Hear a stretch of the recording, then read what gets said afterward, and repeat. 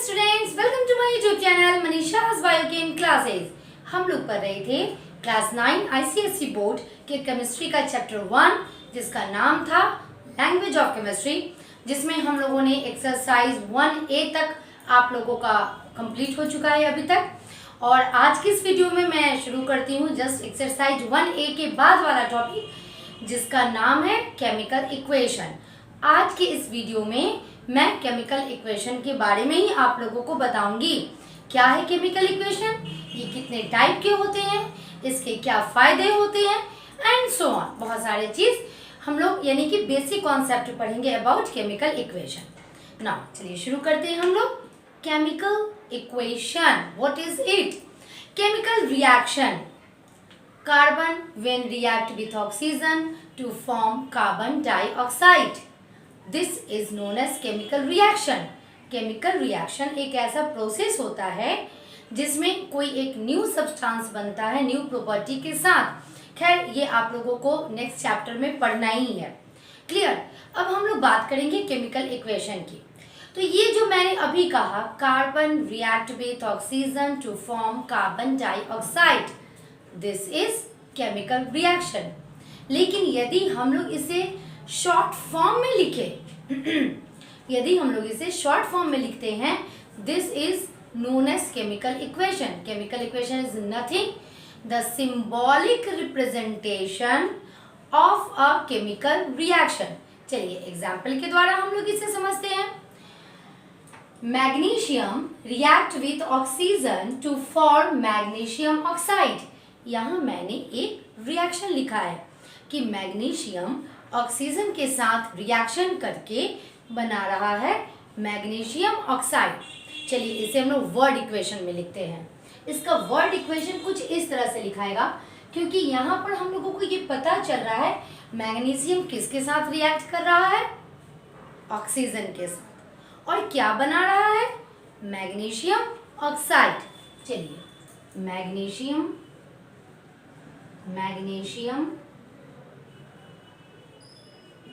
Oxygen के साथ reaction करेगा और वो बनाएगा मैग्नीशियम ऑक्साइड। इस तरह से जब एक केमिकल रिएक्शन को लिखा जाता है उसे हम लोग कहते हैं वर्ड इक्वेशन। लेकिन यहीं पर हम लोग इन सारे स्पेसीज, इन सारे मटेरियल्स या इन सारे सब्सटेंसेस की जगह यदि हम लोग इसके सिंबल्स को यूज करने लगे, हम लोग इसके मॉलिक्यूलर फॉर्मूला को यूज करने लगे, तब वो हो जाएगा केमिकल इक्वेशन, यानी symbolic representation of a chemical reaction by using symbols and molecular formulas. चलिए मैग्नीशियम का सिंबल Mg, ऑक्सीजन का O, बट नेचर में ऑक्सीजन डाई एटॉमिक मॉलिक्यूल के फॉर्म में पाया जाता है। ये मैंने पहले भी बताया था और मैं इसी चैप्टर में भी आप लोगों को इसके बाद वाले वीडियो में बताऊंगी कि उसे कैसे रिप्रेजेंट करेंगे। कुछ आप लोगों को याद भी रखना पड़ेगा ना। मैग्नीशियम ऑक्साइड, अब मैंने आप लोगों को मॉलिक्यूलर फॉर्मूला लिखना सिखा दिया है, उसके आधार पर आप मैग्नीशियम ऑक्साइड को लिख लीजिएगा। तो ये केमिकल इक्वेशन है जिसमें हम लोगों ने क्या यूज किया है, सिंबल्स को यूज किया है एंड मॉलिक्यूलर फॉर्मूला को यूज किया है। यदि इस तरह से हम लोग किसी भी केमिकल रिएक्शन को रिप्रेजेंट करते हैं उसे हम लोग कहते हैं केमिकल इक्वेशन। ना अब केमिकल इक्वेशन किसे कहते हैं ये तो हम लोगों को समझ में आ गया, बट कुछ चीजें हैं जो केमिकल इक्वेशन में जाननी जरूरी हैं और जो आपका टॉपिक दिया है how to write a chemical reaction और अ केमिकल इक्वेशन। इसमें हम लोग क्या देख रहे हैं कि बीच में एरो है। बहुत ही ध्यान से सुनिए, बहुत ही आसान है ये। बीच में एक एरो है, एरो के left hand side and arrow के राइट हैंड साइड। एरो के लेफ्ट हैंड साइड में जो भी हमारा स्पेसीज होगा वो उन्हें हम लोग कहेंगे रिएक्टेंट। Is that clear? यानी कि रिएक्टेंट किसे कहेंगे, वो सारे सब्सटेंसेस जो कि केमिकल रिएक्शन में पार्टिसिपेट करते हैं, यानी कि जो केमिकल रिएक्शन कर रहे हो उन्हें हम लोग कहेंगे reactant, the substances which takes part in a chemical reaction. Clear? तो इसे हम लोग रिएक्टेंट कहेंगे और रिएक्टेंट को हमेशा लिखा जाएगा लेफ्ट हैंड साइड में लिखा जाएगा। और जितने भी रिएक्टेंट हो सकता है किसी केमिकल रिएक्शन या किसी केमिकल इक्वेशन में एक ही रिएक्टेंट हो, किसी में 2 हो, किसी में 3 हो, किसी में 4 हो। एक है कोई बात नहीं, जैसे यहाँ प्रोडक्ट एक है, लेकिन अगर 2 या 2 से ज़्यादा रिएक्टेंट हो तो उन सारे रिएक्टेंट्स के बीच में हम लोग प्लस के साइन को देते हैं। Is that clear? एरो के लेफ्ट हैंड साइड में हम लोग जितने भी रिएक्टेंट होते हैं किसी भी केमिकल रिएक्शन में उनके सिंबल्स एंड उनके फॉर्मूलाज लिखते हैं और उन सब के बीच में हम लोग प्लस का साइन देते हैं। जैसे मैग्नीशियम एंड ऑक्सीजन, इन दोनों का मैंने सिंबल लिखा है और इन दोनों के बीच में मैंने प्लस का साइन दिया है। फिर रिएक्टेंट और राइट हैंड साइड में जो भी हमारा बनता है आफ्टर रिएक्शन, जो भी सब्सटेंसेस रिएक्शन के बाद बनते हैं उन्हें लिखते हैं और उसे कहते हैं product. And reactant and product के बीच में हमेशा एरो दिया जाता है। क्लियर? रिएक्टेंट लिखेंगे राइट हैंड साइड में, रिएक्टेंट लिखेंगे लेफ्ट हैंड साइड में एंड प्रोडक्ट लिखेंगे राइट हैंड साइड में। दोनों के बीच में एरो दिया जाएगा। जितने भी रिएक्टेंट होंगे उनके बीच में प्लस का साइन, जितने भी प्रोडक्ट होंगे उनके बीच में प्लस का साइन। बट यहाँ इस रिएक्शन में एक ही प्रोडक्ट है, so there is no sign. Okay, तो ये है हमारा केमिकल इक्वेशन। और केमिकल रिएक्शन में रिएक्टेंट कहाँ हमने लिखा, प्रोडक्ट कहाँ लिखा, दोनों के बीच में एरो एंड प्लस साइन कहाँ पर दिया, ये मैंने आप लोगों को बता दिया। किसी भी केमिकल इक्वेशन में या किसी भी केमिकल रिएक्शन में जो रिएक्टेंट की संख्या होती है, जो प्रोडक्ट की संख्या होती है, वो हमेशा फिक्स होगी। मीन्स मैग्नीशियम एंड ऑक्सीजन, जब भी हमारा ये इक्वेशन आएगा, magnesium react with oxygen to form magnesium oxide, तो वहाँ हमेशा रिएक्टेंट 2 होंगे, magnesium and oxygen, and product एक होगा मैग्नीशियम ऑक्साइड। तो किसी भी रिएक्शन में रिएक्टेंट की संख्या एंड प्रोडक्ट की जो संख्या होती है एक पार्टिकुलर रिएक्शन के लिए वो फिक्स होती है। नाउ अब हम लोग आते हैं टाइप्स ऑफ केमिकल रिएक्शन में। यहाँ मैंने 2 टाइप्स लिखा है, unbalanced chemical equation and balanced chemical equation. Unbalanced chemical equation हम लोग स्केलेटल इक्वेशन या स्केलेटन इक्वेशन भी कहते हैं। ये दोनों क्या है, मैं इसे एग्जाम्पल के द्वारा आप लोगों को बताती हूँ। आप लोगों ने law of conservation of mass पढ़ा है, law of conservation of mass पढ़ा है? नहीं याद है? कोई बात नहीं। According to this law, in a chemical reaction total amount of reactant, it means total number of reactants, total number of each species, each element in reactant and product side are equal। इस law को हम लोग बहुत तरीके से define कर सकते हैं। किसी भी केमिकल रिएक्शन में रिएक्टेंट एंड प्रोडक्ट के साइड में जितनी भी नंबर ऑफ एलिमेंट्स होते हैं वो इक्वल होते हैं, उनकी संख्या इक्वल होती है। पहला स्टेटमेंट इसका ये होता है। दूसरा स्टेटमेंट ये रहता है, in a chemical reaction neither be created nor be destroyed, only substances transform from one form to another form. Means किसी भी केमिकल रिएक्शन में कुछ भी ना कहीं से कुछ आ जाता है ना कहीं कुछ खत्म हो जाता है, ओनली ट्रांसफॉर्मेशन ऑफ सब्सटेंसेस हो जाता है। ट्रांसफॉर्मेशन यानी जो एटॉमिक रीअरेंजमेंट, एटम्स का जो अरेंजमेंट यहाँ था वो उल्टा पुल्टा होकर कुछ इस तरह से चेंज हुआ कि वो हमारा कुछ एक नया चीज़, नए स्पेसीज के एक नई प्रॉपर्टी वाला बन गया। क्लियर?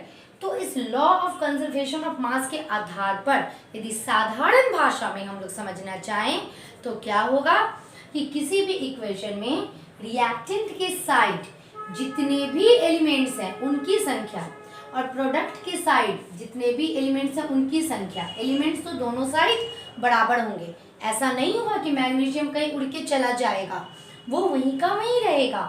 तो जितने भी एलिमेंट्स हैं उनकी संख्या रिएक्टेंट एंड प्रोडक्ट साइड में इक्वल होगी। क्लियर? तो चलिए इस इक्वेशन में जो मैंने लिखा है उसे हम लोग ध्यान से देखते हैं कि क्या ये इक्वल है। चलिए देखा जाए। मैग्नीशियम का जो एलिमेंट है उसके एटम की संख्या, मैग्नीशियम का जो एलिमेंट है यहाँ इसके एटम की संख्या रिएक्टेंट के साइड में एंड दिस इज प्रोडक्ट के साइड में। रिएक्टेंट के साइड में कितना मैग्नीशियम है? 1। प्रोडक्ट की तरफ कितना मैग्नीशियम का एटम है? 1। चलिए ये तो इक्वल है। ऑक्सीजन की हम लोग बात करते हैं। रिएक्टेंट के साइड कितने ऑक्सीजन के एटम है? This is 2। एंड प्रोडक्ट के साइड कितने ऑक्सीजन के एटम है? 1। ये इक्वल है? नहीं इक्वल है। तो जब रिएक्टेंट एंड प्रोडक्ट के साइड में number of atoms of each element equal नहीं हो, वैसे इक्वेशन को हम लोग कहते हैं अनबैलेंस्ड केमिकल इक्वेशन। क्लियर? यानी अनबैलेंस्ड केमिकल इक्वेशन या स्केलेटल या स्केलेटन केमिकल इक्वेशन यदि हम लोग कहेंगे तो वैसा केमिकल इक्वेशन जिसमें रिएक्टेंट एंड प्रोडक्ट के साइड में यानी कि जितना भी एटम है रिएक्टेंट के साइड, प्रोडक्ट के साइड उतना एटम नहीं होगा। जैसा इस केस में हमने देखा मैग्नीशियम तो दोनों तरफ इक्वल था बट ऑक्सीजन हमारा इक्वल नहीं था। क्लियर? तो ऐसे इक्वेशन को, यानी अभी जो हमारा ये इक्वेशन है दिस इज स्केलेटल इक्वेशन, और ऐसे इक्वेशन को हम लोग अनबैलेंस्ड केमिकल इक्वेशन कहते हैं। But to fulfil the law of conservation of mass, उसे फुलफिल करने के लिए हमारे नियम के हिसाब से क्या होना चाहिए? रिएक्टेंट एंड प्रोडक्ट इन दोनों के साइड में number of atom of each element should be equal, और इसलिए हम लोग इसे इक्वल करेंगे। जब इसे इक्वलाइज किया जाता है, ठीक है, मैं जस्ट अभी आप लोगों को कैसे इक्वेशन को बैलेंस किया जाता है वो मैं बताऊंगी, बट इसे इक्वल करने के लिए दिस एंड दिस। क्लियर? अब देखिए मैग्नीशियम कितना हो गया यहाँ? 2। यहाँ कितना हुआ? 2। ऑक्सीजन कितना है? रिएक्टेंट के साइड में भी 2 एंड प्रोडक्ट के साइड में भी 2। हमारा जितना भी एलिमेंट है उसका जो नंबर ऑफ एटम है वो हमारा रिएक्टेंट एंड प्रोडक्ट दोनों के साइड में इक्वल है, और वैसे इक्वेशन को कहेंगे बैलेंस्ड केमिकल इक्वेशन। यानी अब ये हमारा इक्वेशन हो गया बैलेंस्ड केमिकल इक्वेशन। क्लियर? अब हम लोग पढ़ेंगे कि कैसे किसी केमिकल इक्वेशन को बैलेंस किया जाता है। चलिए अब सीखते हैं कि केमिकल इक्वेशन को बैलेंस कैसे करते हैं। 2 मेथड्स आप लोगों को पढ़ने हैं केमिकल इक्वेशन को बैलेंस करने के लिए। Number 1 is heat and trial method. Actually book में जो एक्सप्लेन किया गया है हीट एंड ट्रायल मेथड वो कॉलम के द्वारा बताया गया है। आप लोगों को एग्जाम में इतना नहीं करना होता है, क्योंकि एग्जाम में आपको क्वेश्चन आता है, क्वेश्चन दे दिया जाता है और बोल दिया जाता है कि आप इसे बैलेंस्ड फॉर्म में लिखिए या बैलेंस द गिवन इक्वेशन। ये मैंने भी जो कॉलम बनाया है वो समझाने के लिए बनाया है, आप बिना कॉलम बनाए भी उसे सॉल्व कर सकते हैं। क्लियर? नाउ पहला जो मेथड है this method is known as hit and trial method.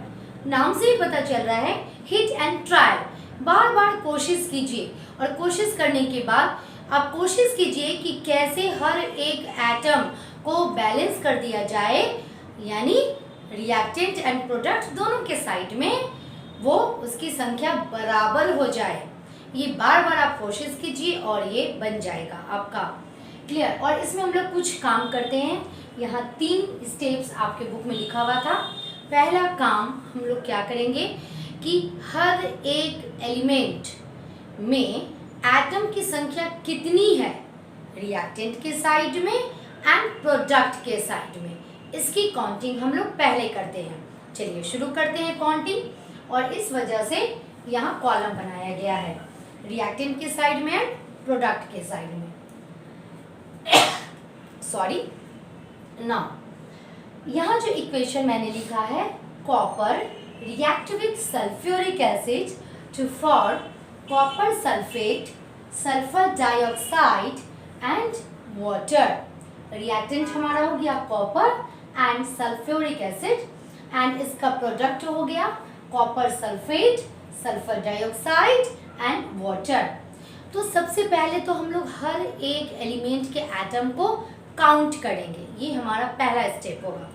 तो चलिए काउंटिंग, यानी कि कॉपर, यहाँ हमारा जो भी एटम्स है वो कौन कौन है, कॉपर है, हाइड्रोजन है, सल्फर है एंड ऑक्सीजन है। Clear? Copper, sulphur, hydrogen and oxygen, हम लोगों ने इसे लिख लिया। चलिए हम लोग देखते हैं कि रिएक्टेंट के साइड में एंड प्रोडक्ट के साइड में इसकी संख्या कितनी है। कॉपर रिएक्टेंट के साइड कितना है, 1, प्रोडक्ट की तरफ कितना है, 1। क्लियर? दूसरा सल्फर, सल्फर रिएक्टेंट के साइड कितना है, 1, क्योंकि SO4, यहाँ 4 जो है वो ऑक्सीजन के नीचे लिखा हुआ है। This 4 is only for oxygen, not for sulphur. Is that clear? तो यहाँ सल्फर की संख्या 1। चलिए देखते हैं, इधर सल्फर की संख्या कितनी है, 1 एंड 2। हमें पूरे प्रोडक्ट के साइड देखना है, 2।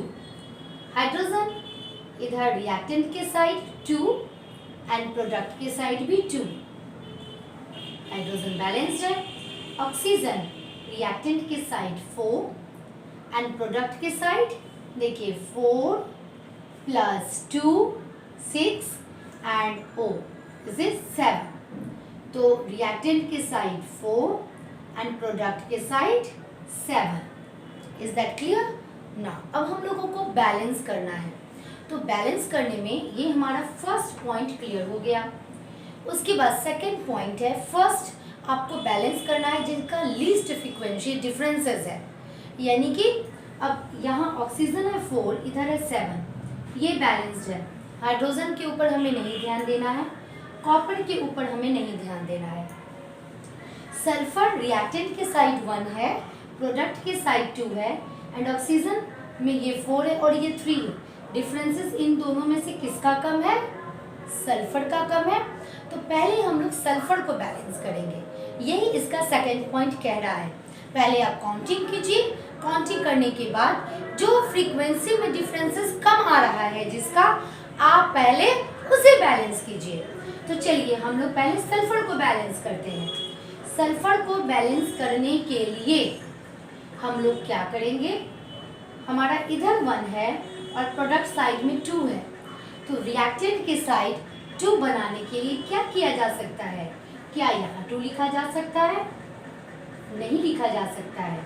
क्यों नहीं लिखा जा सकता है, क्योंकि पीछे अगर 2 लिखा है, पहली बात कि वो ऑक्सीजन के लिए हो जाएगा, जैसा हम लोगों के लिए 4 है। यदि हम लोगों ने इसके नीचे 2 लिख दिया, H2, भाई चलो हाइड्रोजन तो हमारा बैलेंस्ड है, ऑक्सीजन की बाद में देखेंगे, S2O4 कर दिया जाए। क्यों ना ऐसे कर दिया जाए, आप ऐसा नहीं कर सकते हैं। क्यों नहीं कर सकते हैं, क्योंकि ऐसा करने से आपका पूरा का पूरा मॉलिक्यूलर फार्मूला ही अल्टर कर जाएगा and we can't alter our molecular formula, हम लोग उसे चेंज नहीं कर सकते हैं। इसलिए आप किसी भी मॉलिक्यूलर फार्मूला में या कोई अगर सिंबल भी है, आप उसके नीचे कुछ भी नहीं लिख सकते हैं जब तक कि वो नेचुरली वैसे मौजूद ना हो। तो हम लोग किसी भी स्पेसीज या किसी भी एटम के नीचे कोई भी नंबर नहीं लिख सकते हैं, इस बात को ध्यान दीजिएगा। तो हमारे पास सिर्फ एक ही ऑप्शन बचा कि हम लोगों ने आगे 2 लिख दिया, यानी 2 मॉलिक्यूल्स ऑफ सल्फ्यूरिक एसिड। अब चलिए हम लोग फिर से काउंट करते हैं, ये हमारा सेकंड स्टेप हो जाएगा, this is first step and this is second step. ये मैं समझाने के लिए इतना कॉलम बना रही हूँ, आप लोगों को एग्जाम में इतना कॉलम नहीं बनाना है। कॉपर 1, चलिए ये तो अभी भी बैलेंस्ड है हमारा। सल्फर यहाँ हो गया 2 और यहाँ भी हो गया 2। चलिए अब तो हमारा सल्फर भी बैलेंस्ड हो गया। हाइड्रोजन की बात करते हैं। हाइड्रोजन अब कितना हो गया, तो जो नीचे लिखा हुआ है और ये जो ऊपर की ओर बाहर की ओर लिखा है, इन दोनों को हम लोग मल्टीप्लाई करते हैं। तो 2 2 जा 4, तो अब हमारा हाइड्रोजन हो गया 4। इधर देखिए हमारा हाइड्रोजन कितना है, अभी भी ये हमारा हाइड्रोजन 2 ही है ना। ऑक्सीजन अब देखिए हमारे पास कितना हो गया है ऑक्सीजन, 4 2 जा 8। अब ऑक्सीजन हमारे पास 8 हो गया है, बट इधर तो ऑक्सीजन अभी भी 7 ही है। क्लियर। तो 2 4 8 एंड 7, तो अब हम लोग किसे बैलेंस करेंगे, यहाँ फ्रीक्वेंसी कम डिफरेंस किसमें है, ऑक्सीजन का। इन दोनों का जो डिफरेंस है वो 1 ही है। चलिए अब हम लोग ऑक्सीजन को बैलेंस करेंगे। तो ऑक्सीजन के लिए को बैलेंस करने के लिए भाई ये 8 है, इधर 7 है, कैसे किया जाए, कैसे किया जाए, चलिए देखते हैं। 4 2 + 6, और यदि मैं यहाँ 2 लगा दूँ, क्योंकि हिट एंड ट्रायल मेथड है, आपको बार बार ट्राई करना है। यदि मैं 2 लगा दूँ तो अब देखिए ऑक्सीजन कितना हो जाएगा, 4 2 6 7 एंड 8, क्योंकि यहाँ ऑक्सीजन 2 है हमारा, 7 एंड 8। तो अब हमारे पास क्या हो गया, इतना करने के बाद यानी जो हमारा थर्ड स्टेप है उसे हम लोग देखते हैं।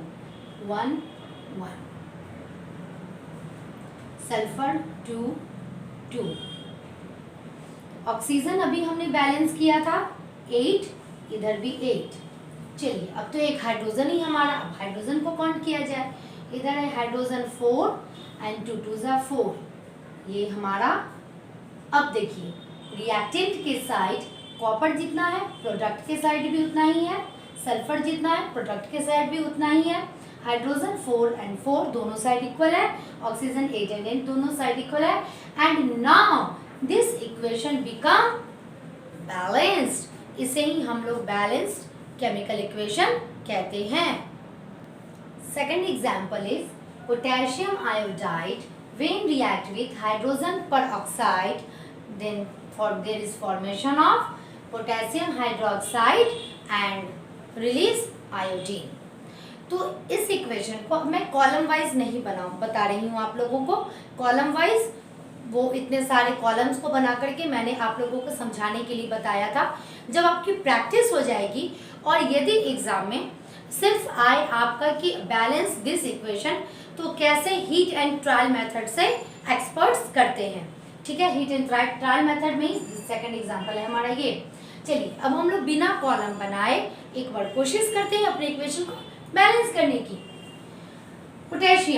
पोटेशियम रिएक्टेंट के साइड में कितना है 1, प्रोडक्ट के साइड कितना है 1, तो भाई हमारा पोटेशियम बैलेंस्ड है। Clear.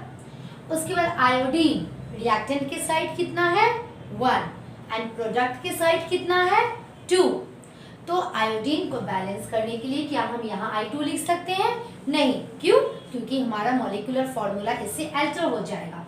We can't alter, we can't change our molecular formula. तब हम लोग क्या करेंगे, यहाँ 2 लगा देंगे। हमारा आयोडीन तो बैलेंस हो गया। क्लियर।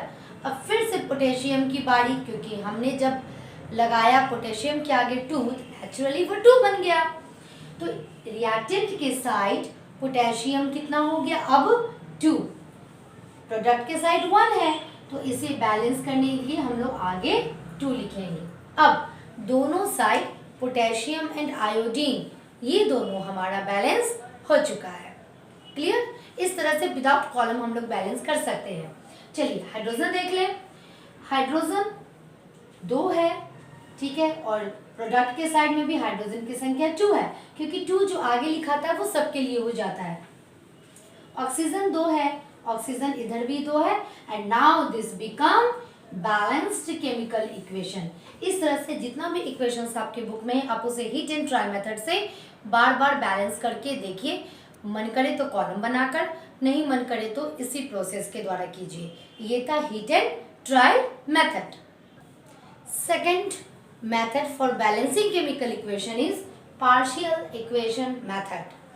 क्योंकि ऐसा साइंटिस्ट लोग कहने लगे कि जो हिट एंड ट्रायल मेथड्स है वो उस मेथड के द्वारा हमारा इक्वेशन किस तरह से बैलेंस हो रहा है उसका मैकेनिज्म कुछ क्लियर नहीं था, साथ में वो बहुत ज़्यादा समय लेता था। क्योंकि मैंने जो अभी 2 एग्जाम्पल आप लोगों को समझाए वो छोटे छोटे इक्वेशन से, जब बहुत बड़े बड़े इक्वेशंस होने लगे तो उन्हें बैलेंस करना बहुत मुश्किल होने लगा, तो सेकंड मेथड बनाया गया and this is partial equation method.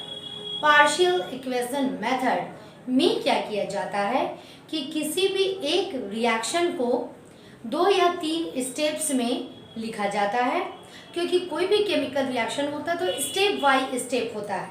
पहले कुछ केमिकल सब्सटेंसेस टूटते हैं, फिर वो लोग आपस में जुटते हैं। तो कैसे वो टूटे, कैसे वो जुटे, इस कंप्लीट इक्वेशन को लिखा गया, सभी को अलग अलग बैलेंस किया जाता है, देन फिर उसे ऐड कर दिया जाता है। इसे ही हम लोग कहते हैं पार्शियल इक्वेशन मेथड। तो जो मैंने अभी हिट एंड ट्रायल में एग्जाम्पल लिया था वही एग्जाम्पल मैं यहाँ इसमें ले रही हूँ, ताकि आप लोगों का कॉन्सेप्ट और भी क्लियर हो जाए। इट मीन्स कि यदि एग्जाम में आपका क्वेश्चन आता है कि balance the your chemical equation, the given chemical equation आप बैलेंस कीजिए, तो आपको इसके लिए किसी भी पर्टिकुलर मेथड की बात नहीं कही जाती है, आपको सिर्फ उसे बैलेंस करना है। आपको जो भी मेथड आसान लगे आप उस मेथड को अपना सकते हैं। हाँ, कभी कभी किसी स्कूल के टीचर अगर मेथड वाइज पूछते हैं then you have to do with the help of method. Now partial equation method में जैसे मैंने एग्जांपल लिया, potassium iodide when react with hydrogen peroxide then there is formation of potassium hydroxide and iodine. Clear. अब जब ये reaction होता है तो ये रिएक्शन 2 स्टेप्स में होते हैं।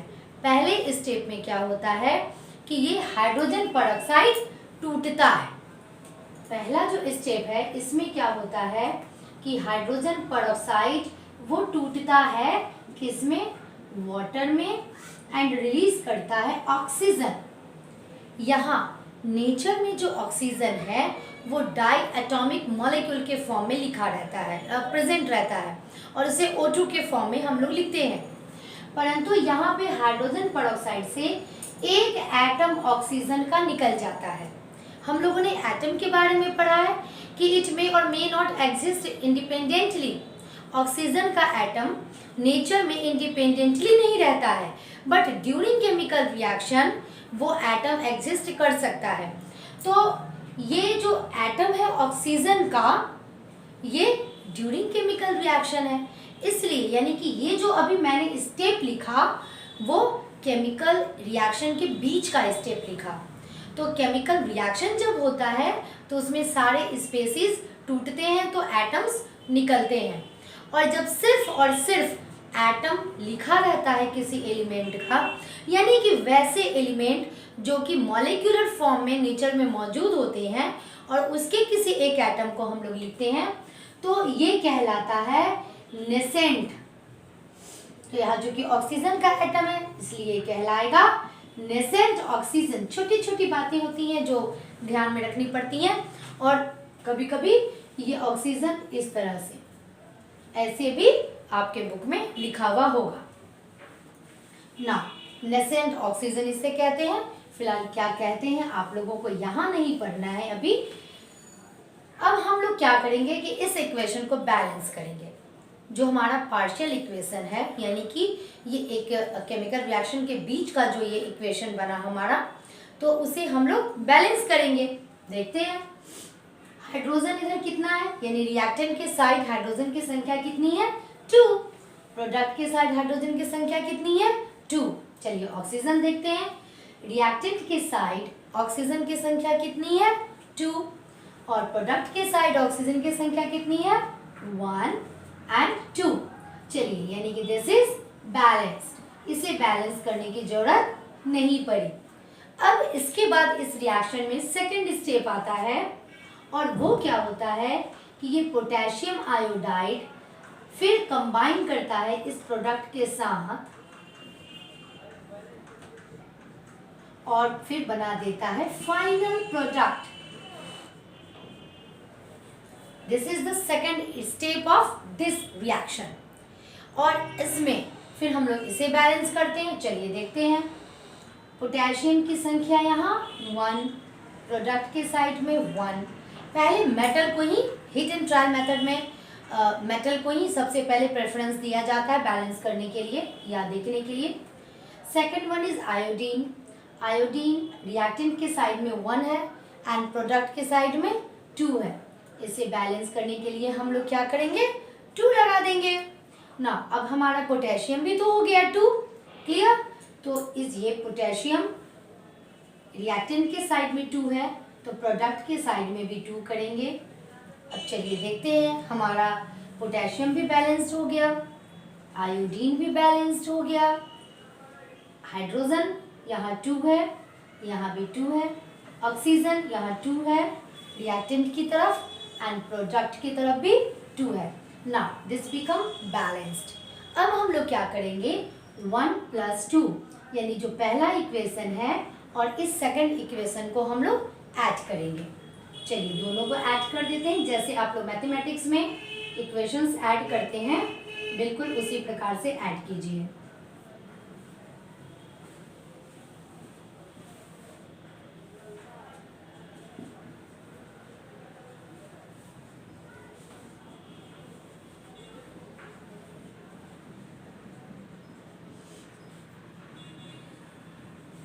ना इन दोनों इक्वेशन को अब हम लोगों ने ऐड कर लिया।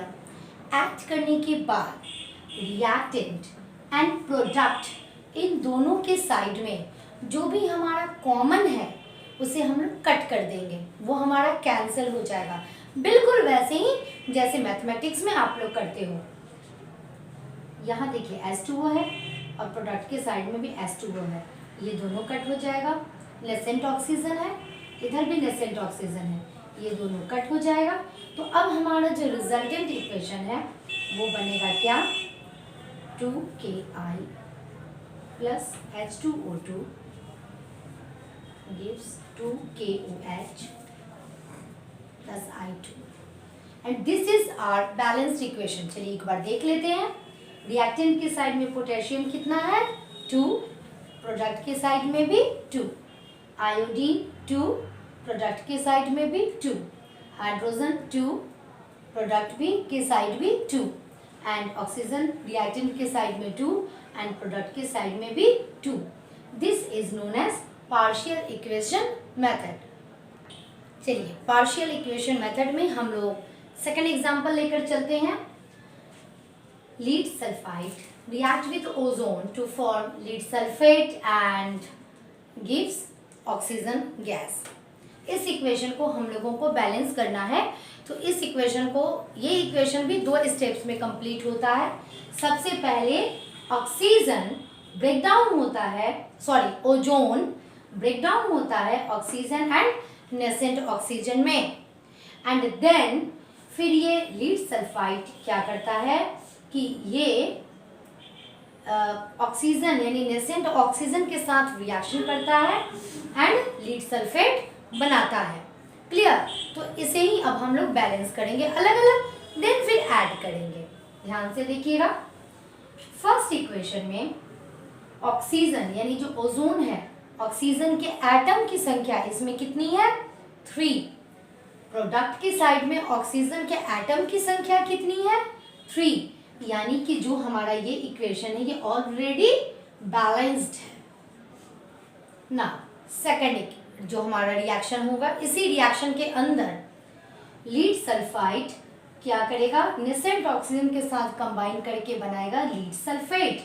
चलिए अब हम लोग इसे बैलेंस करते हैं। लीड 1, प्रोडक्ट के साइड में भी लीड की संख्या 1। चलिए ये तो बैलेंस्ड है। ये हमारा सल्फर है वो 1, इस साइड भी सल्फर की संख्या 1। चलिए लीड एंड सल्फर ये दोनों हमारा बैलेंस्ड है। ऑक्सीजन की बारी, रिएक्टेंट के साइड में ऑक्सीजन के एटम की संख्या 1 बट प्रोडक्ट के साइड में इसकी संख्या 4। चूंकि ये अकेला है आसानी से इसे हम लोग बैलेंस कर सकते हैं। ये हमारा बैलेंस्ड हो गया। अब सेकंड स्टेप हमारा क्या होगा, सेकंड स्टेप होगा कि आप 1 और 2 को ऐड कीजिए। तो 1 और 2 को ऐड करने में, चलिए पहले मैं ऐड करके बताती हूँ कि आप लोगों को इसमें करना क्या है।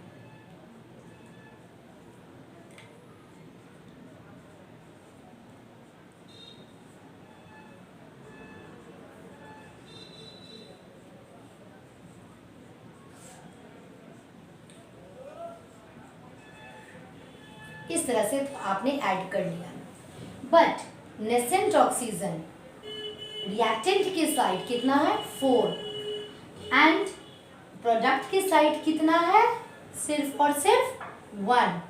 ये प्रोडक्ट की साइड जो 1 है वो किससे हमें मिल रहा है, इससे। अगर ऐसा कोई सिचुएशन आए तब हम लोग क्या करेंगे, दोनों इक्वेशन को ध्यान से देखेंगे और ये पता करेंगे कि दोनों की रिएक्टेंट और प्रोडक्ट की साइड में क्या कोई सेम थिंग है और वो सेम थिंग आपस में कट जाएगा। तब ऐसे सिचुएशन में, यानी नेसेंट ऑक्सीजन हमारा इक्वेशन 2 के रिएक्टेंट के साइड में है एंड रिएक्शन 1 के प्रोडक्ट के साइड में है, ये दोनों कट जाएगा। तो इनकी संख्या हमें बराबर करनी है ना, तो इनकी संख्या को बराबर करने के लिए इस पूरे इक्वेशन को, यानी इक्वेशन 1 को हम लोग क्या करेंगे, 4 से मल्टीप्लाई करेंगे। बिल्कुल उसी प्रकार से जैसे आप लोग मैथमेटिक्स में अलजेब्रिक इक्वेशन को आप लोग सॉल्व करते हो। क्लियर। 4 से जब मल्टीप्लाई करेंगे तो हमारा O3 क्या बन जाएगा, 4O3, 4O2 and 4O after multiplying by 4। Clear.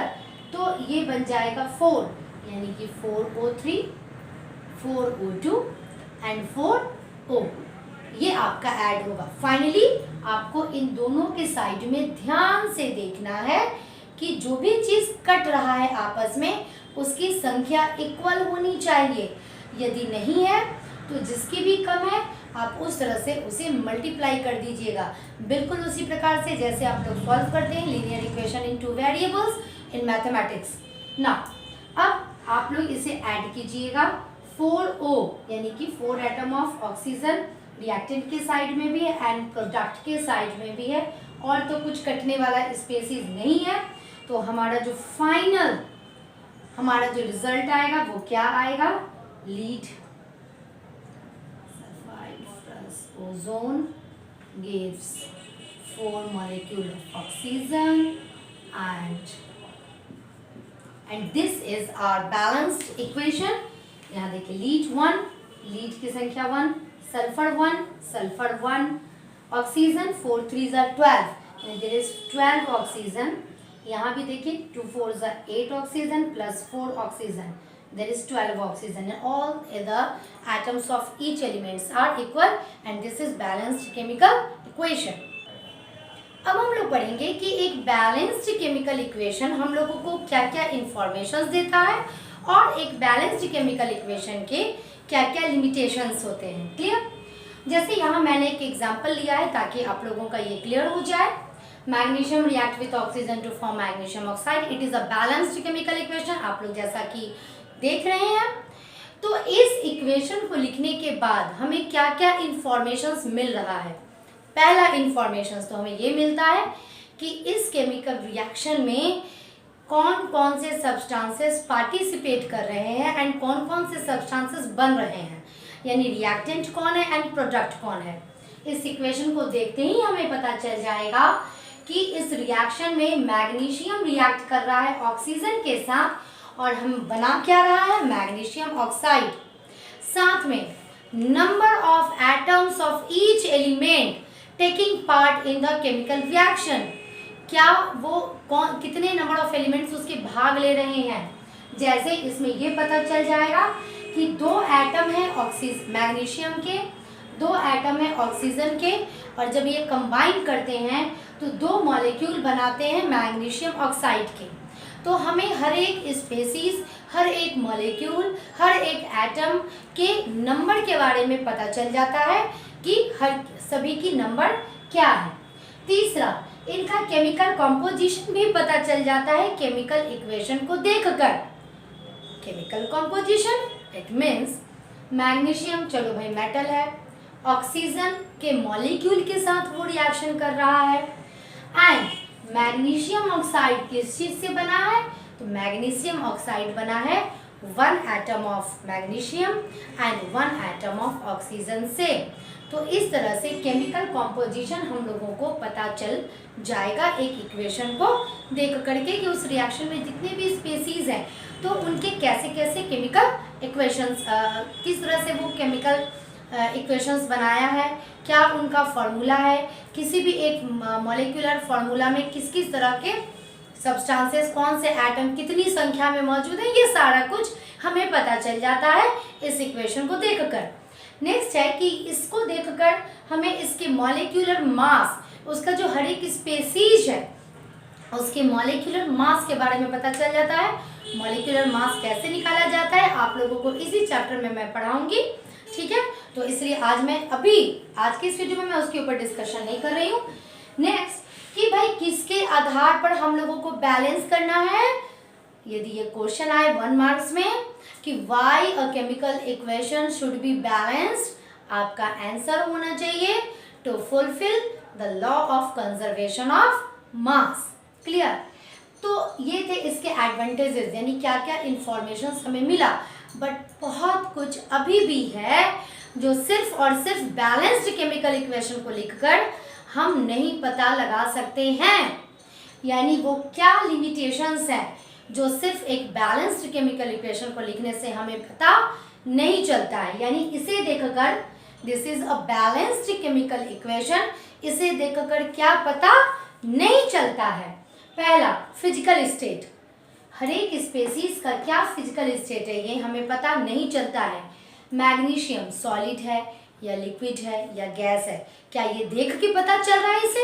ये अलग बात है कि आप जानते हो, मैं जानती हूँ कि it is a solid, it is a gas, but एक बैलेंस्ड केमिकल इक्वेशन को देखकर तो पता नहीं चलता कि फिजिकल स्टेट क्या है उसके हर एक स्पेसीज के। क्लियर। सेकंड, टाइम टेकन, कितना समय लगेगा इस रिएक्शन को होने में, इसके बारे में भी पता नहीं चल पाता है। Third one is concentration, relative concentration, relative amount, उसकी क्या मात्रा है रिलेटिवली एक दूसरे के साथ, सिर्फ इसे देखने से पता नहीं चलता है। Next, rate, rate it means what is the meaning of rate? Rate का मतलब होता है स्पीड। इस रिएक्शन का स्पीड कितना है, कितनी तेजी से ये रिएक्शन हो रहा है या धीरे धीरे हो रहा है, यानी ये रिएक्शन स्लो है या फास्ट है या मॉडरेट है, इसका पता हमें सिर्फ बैलेंस्ड केमिकल इक्वेशन को देखने से नहीं चलता है।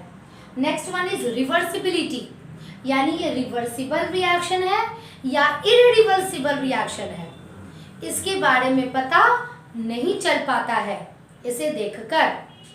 And the next one is completion, यानी कि ये हमारा रिएक्शन जो है क्या वो कंप्लीट हो चुका है, पूरी तरह से कंप्लीट हो चुका है या कभी भी अभी भी और कुछ होना बाकी है इसमें, ये चीज़ हमें पता नहीं चलता है। क्लियर।